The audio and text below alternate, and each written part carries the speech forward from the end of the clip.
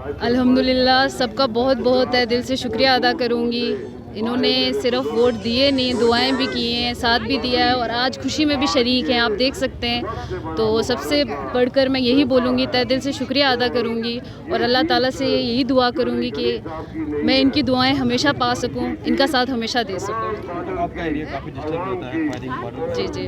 देखिए कि आप बिल्कुल, मैंने जैसे अपने इंटरव्यू में बोला भी था कि मेरा जो एरिया है 80% बॉर्डर एरिया है। वहाँ पे डे बाय डे शेलिंग्स हो रही हैं, वहाँ पे बंकर्स होने चाहिए, जो पिक एंड चूज़ वाला ऑप्शन है वो ऑप्शन ड्रॉप होना चाहिए और भी बहुत सी बेसिक रिक्वायरमेंट्स हैं जो नहीं उनको मिल रही हैं, जैसे कि रोड नहीं है, बिजली नहीं है, पानी नहीं है। बैंकर्स अलाउड होने चाहिए और दूसरी बात है वहाँ पे एक डिस्पेंसरी होनी चाहिए, एम्बुलेंस होनी चाहिए। अगर बॉर्डर एरिया को देखा जाए तो बॉर्डर एरिया की सबसे जो बेसिक रिक्वायरमेंट्स है वो यही 3-4 रिक्वायरमेंट्स हैं। इन्हीं रिक्वायरमेंट्स को अगर पूरा कर लें तो यही बहुत बड़ी बात होगी।